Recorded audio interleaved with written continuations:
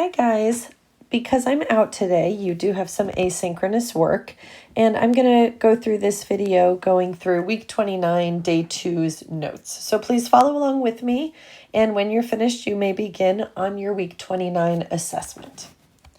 So at the very top, it says, let's do a warm-up evaluating the following, and we're not going to do all of them, but we'll see. So the first one says 4 factorial.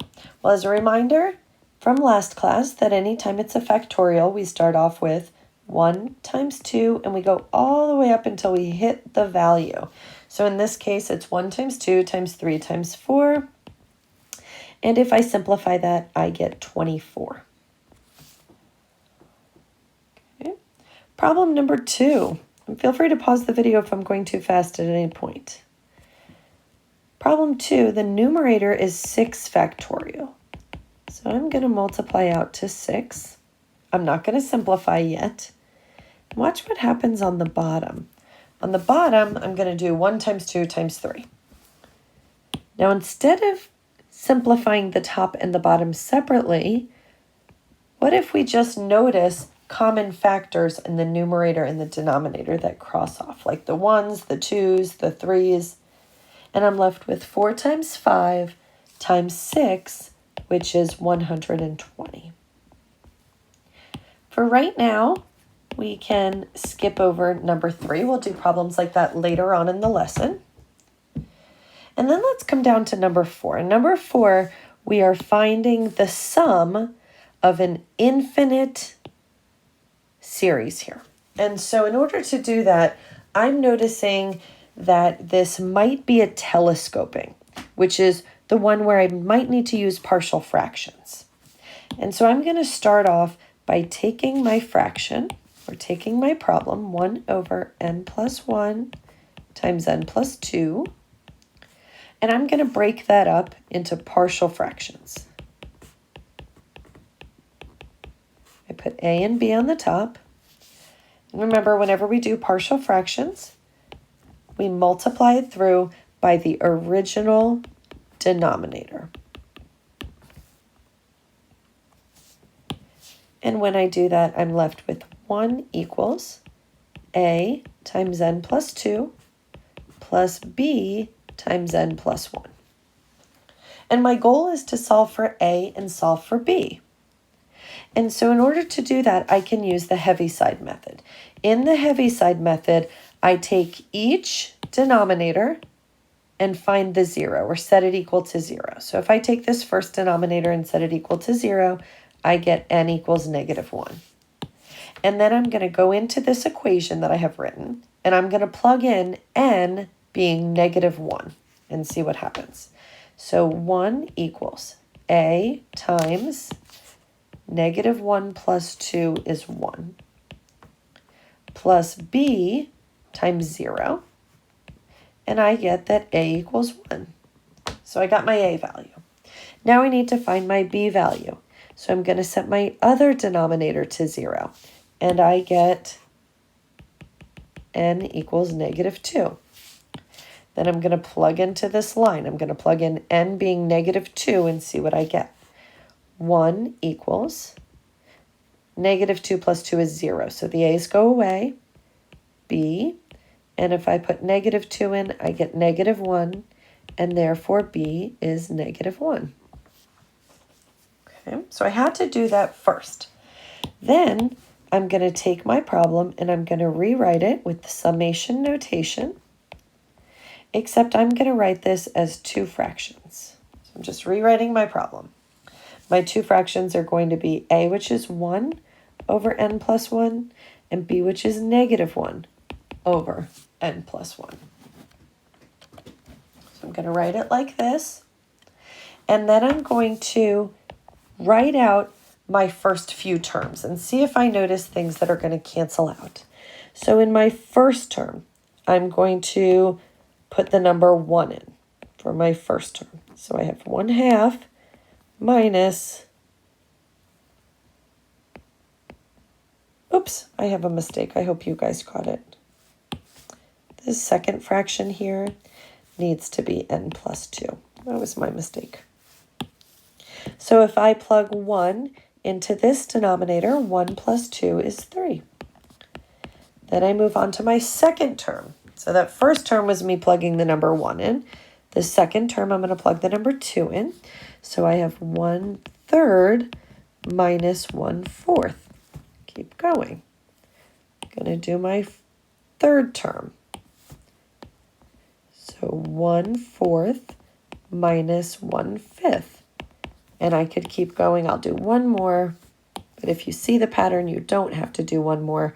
I'm going to just take 4. Remember, we're plugging into this blue equation. If I plug 4 in here, I get 1/5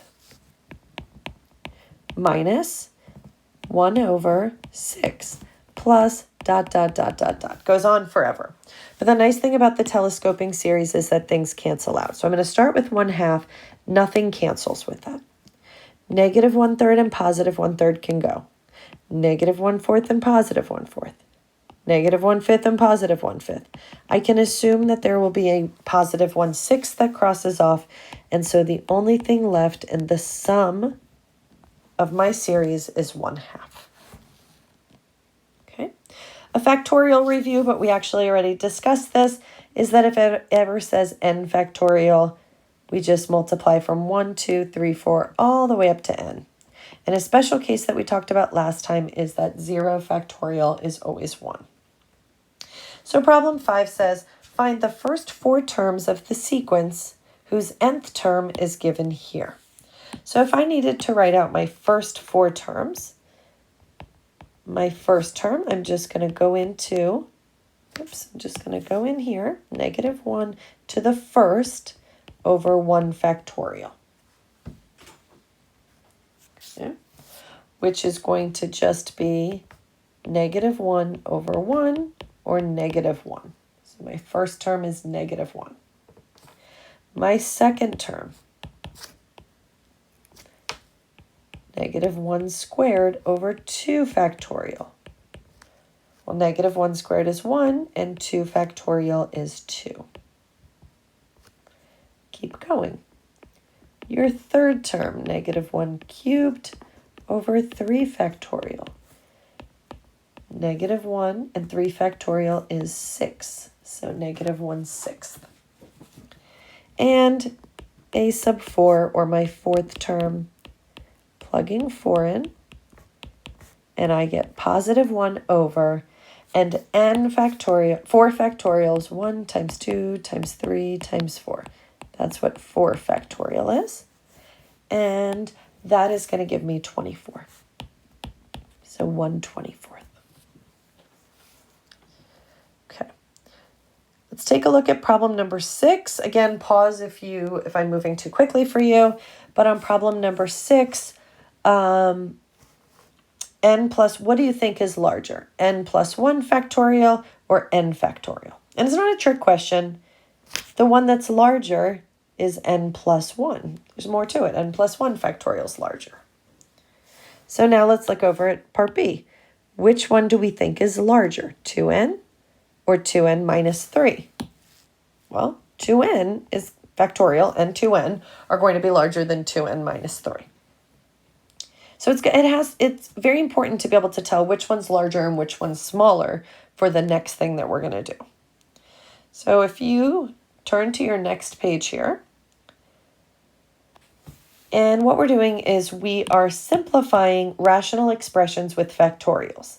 And this hint is really going to be helpful. And it says, always expand the smaller one first.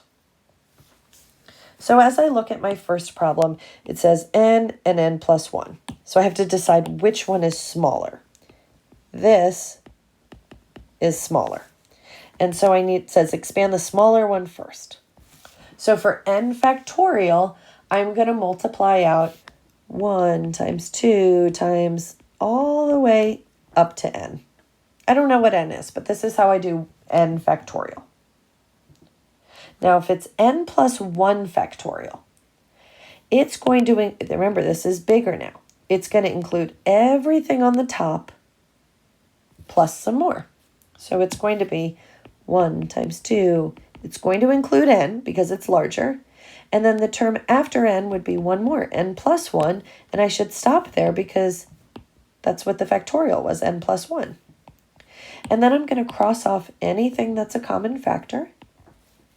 And what I'm left with is my simplified answer, 1 over n plus 1. Okay, let's try another one.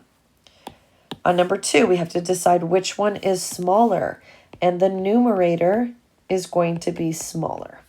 So that's what I'm going to start with.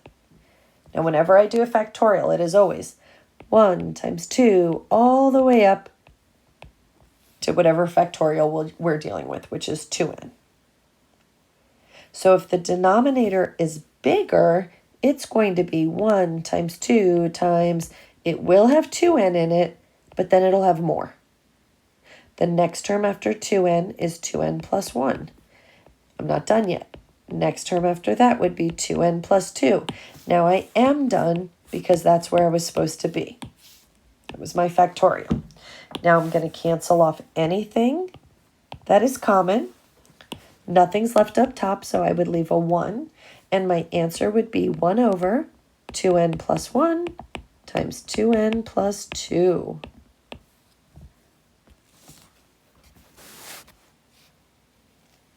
Okay.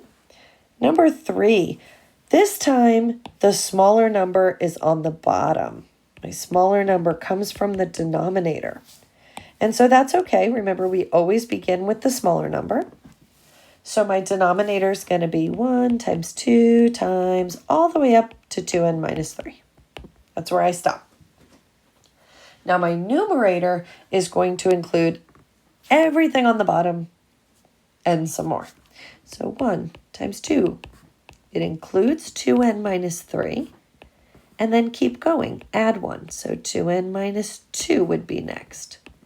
2n minus 1. Keep going, keep adding 1 to each term, and then I know to stop because I got to 2n, which was my factorial. And I am going to slash off any common terms. And what I'm left with is my answer, 2n minus 2, 2n minus 1, times, let's squish it in there, 2n. And you can write those out in any order. So that's how you simplify factorial. On your assessment this week, you will be asked to simplify a factorial.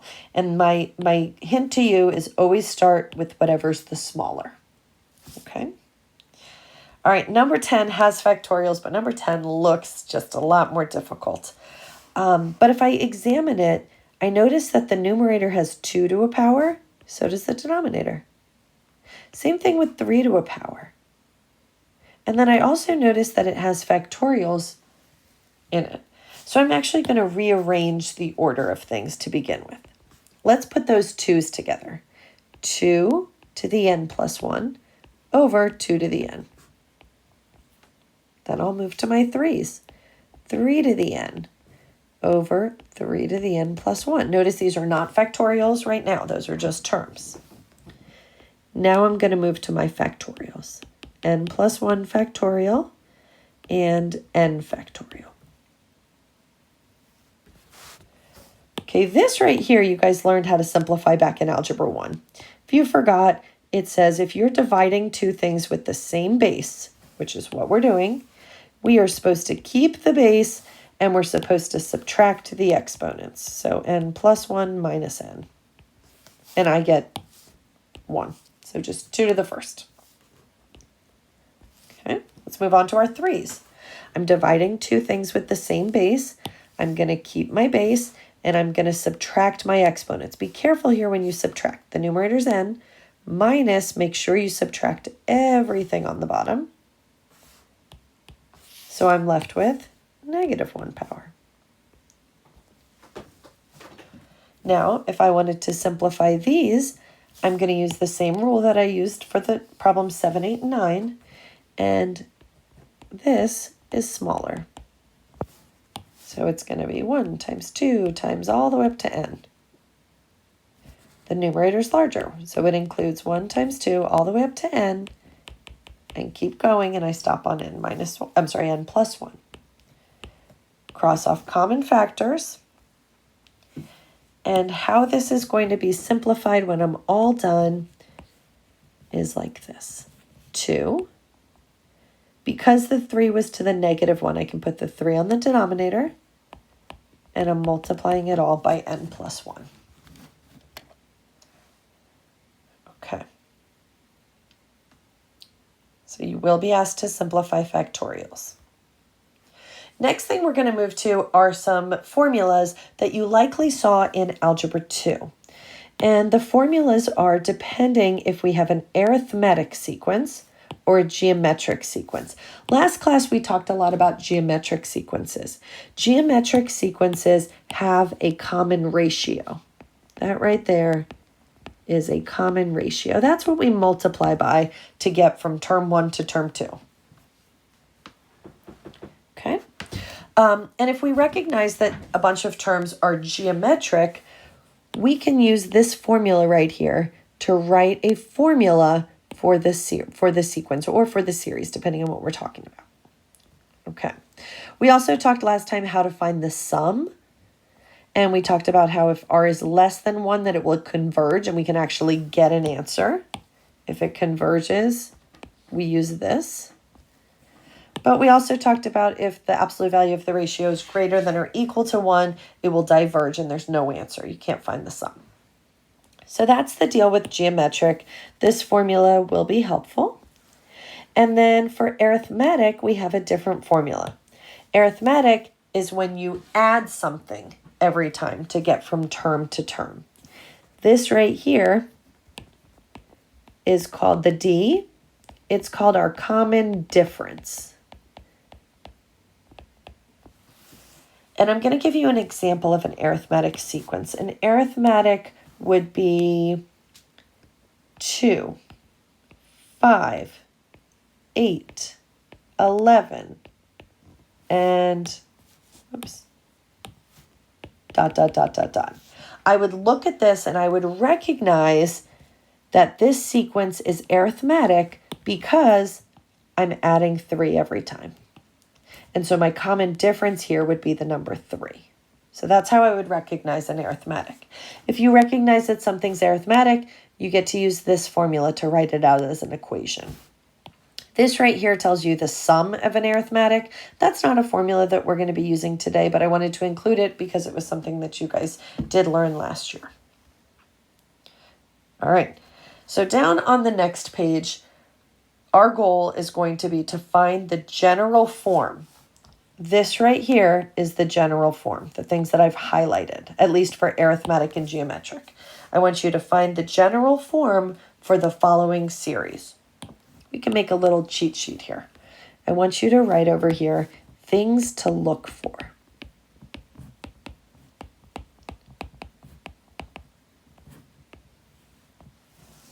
And when you're doing this, things to look for, the first thing I might look for is, do they have a common difference? Do all of your terms have a common difference? And if they all have a common difference, then we say, okay, then it is arithmetic. And I can use this formula, the one that's highlighted above. A sub n equals A1 plus D times n minus 1. So that might be the first thing I look for. If that's not the case, then I might say, do they have a common ratio? So as I move from term to term, do they have a common ratio?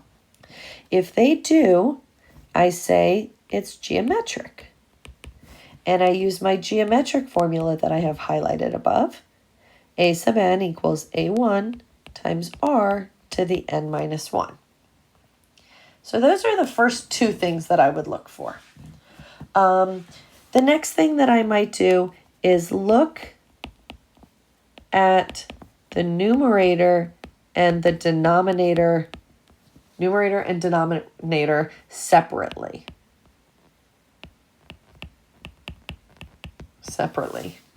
Okay, compare them, numerator and denominator separately. Something else to write down would be look for squares. What I mean by that is n squared. So if you see a list of numbers and they look like perfect squares, I want you to think for a moment about perfect squares. I know that 1 squared is 1, 2 squared is 4, 3 squared is 9, 4 squared is 16, and so on. But in addition to that, with perfect squares, if they're just standing out like that, we can recognize them at perfect squares. If not, think about what you're adding. For perfect squares, I'm adding 3. I'm adding 5.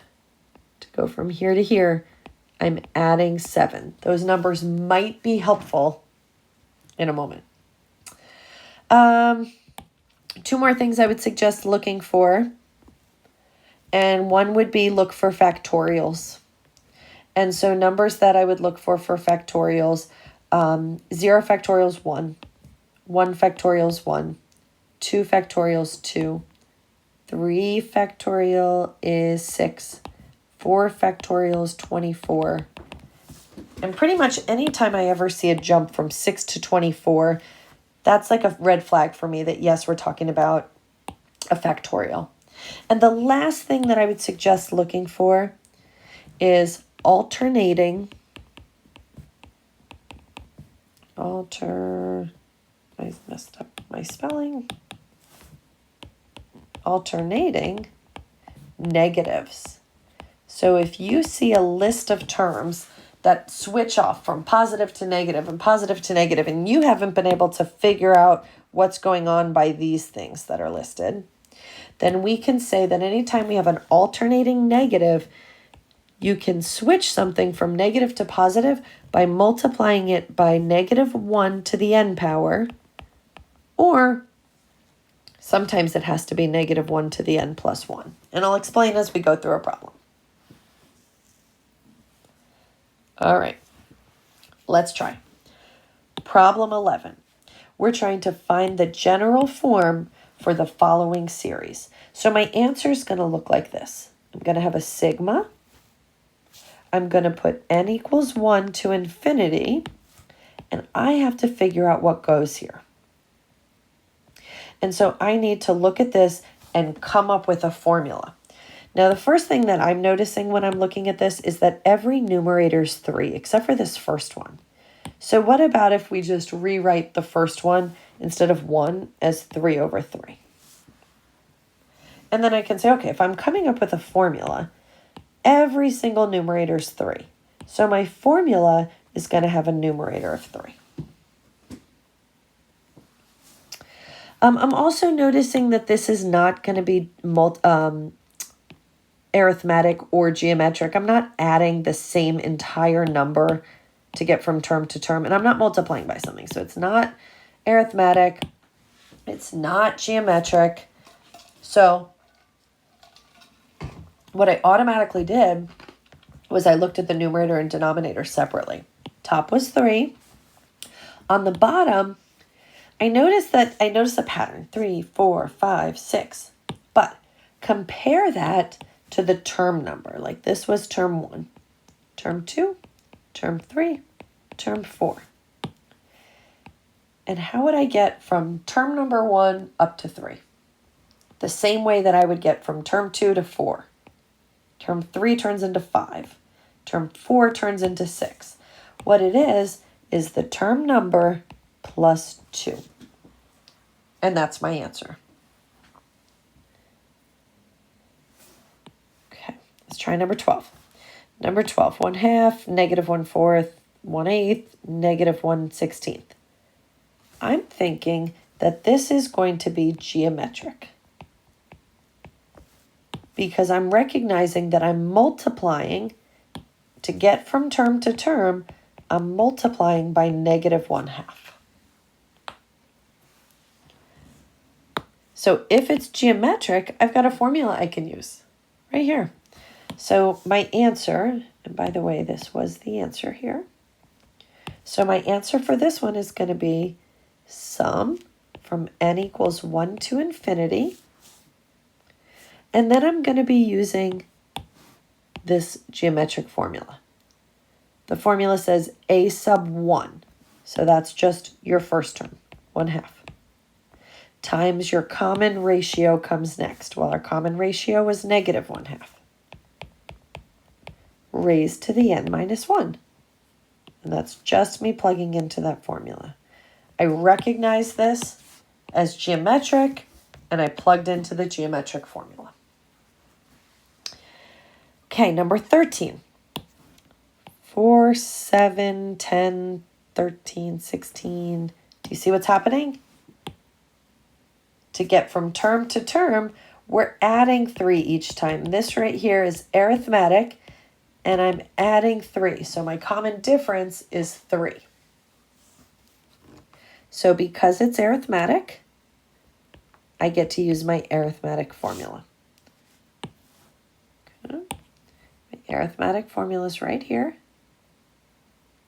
And I'm going to be allowed to use that because I recognize that this was arithmetic. So the formula says a sub 1, which is the first term, so 4, plus common difference, d is 3 times n minus 1. And I would probably put that in a bracket there just so that I know that I'm finding the sum of all of those terms. Okay. Let's keep going. We've got a few more. Number 14. This is not geometric. I'm not multiplying by something to get from term to term. And with the fractions, I'm not adding by something. I know that denominator looks like I'm adding and the numerator looks like I'm adding. But as a whole, each fraction is not being added by something to get to the next fraction. So it's not arithmetic. It's not geometric. So I'm going to try to do where I look at the numerator and the denominator separately. So let's draw our summation. N equals 1 to infinity. Now when I look at these separately, what I like to do is label each term. This is term 1, term 2, term 3, term 4. I need to figure out what goes on the top. Well, it looks like whatever the term number is, that's what goes on the top. If it's term 3 goes on the top. Term 4 goes on the top. So I'm just going to put an n there for the term number. On the denominator, it's the term plus 1. So 2 plus 1, 3 plus 1, 4 plus 1. So I write it as n plus 1. And that's my answer. Okay, we have 2 more. Number 5. Again, with these fractions, I'm not adding something every time, and I'm not multiplying by something every time. So it is going to be random. It's not going to be arithmetic or geometric. I'm noticing that every fraction has a 3 on the top, so we can go ahead and put the 3 on the top. Now let's look at these numbers. This is term 1, term 2, term 3, term 4. What's happening? To get from 5 to 8,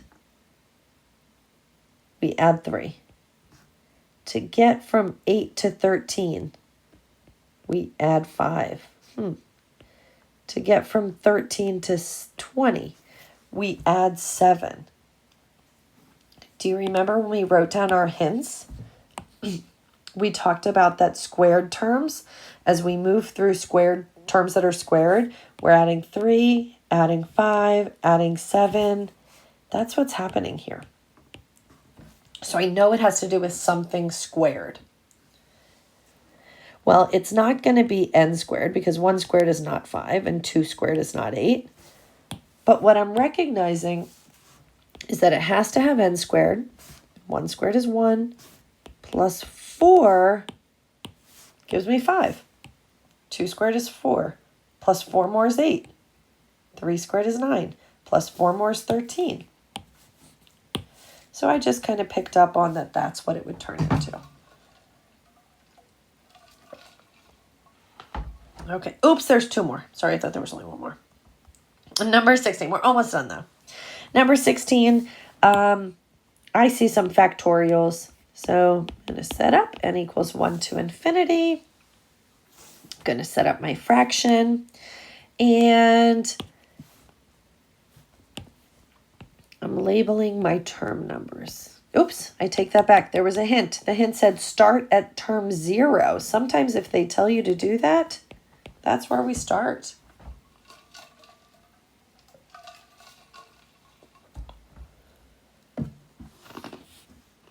If I had to make this into a fraction, this would be x to the first over 1 factorial. I want to see if this would work. This is 1. Instead of 1, I'm going to follow this pattern and say x to the 0 over 0 factorial. And that actually works because x to the 0 is 1 and 0 factorial is 1. So that works. That was a 1 there. All right, so if I have to come up with a formula, it looks like the numerator is going to always have x in it, and it's going to be raised to the n power. So I can say x to the n. And on the denominator, it looks like it is always whatever term we're at, factorial. So n factorial. Okay. Last up, number 17. Let's see. We're not adding something every time because I notice it's moving from positive to negative. I'm not multiplying by something. And so what's happening is I'm just going to look at each term. This is term 1, term 2, 3, 4, 5, and 6. So if I set this up, I notice that I'm really close to it just being the term number. Like, it's really close to this just being n. But the problem is if I put 2 in, the second term is negative 2. But it works for 3. But it doesn't work for 4 because it's negative 4. So this is the case where we have alternating negatives. If you figured out your formula, it's just n, but you're alternating negatives, you have to add to your formula times -1 to some power up here. And you're just going to be a guess and check as to what's going to happen. If I make it n, check and see if it works. What I mean by that is check your first term.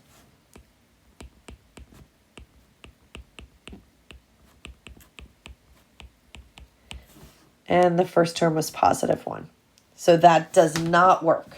So if n does not work, the other option that we can put in our exponent is n plus 2. So, I'm sorry, n plus 1. So let's put n plus 1 up here. And let's try that.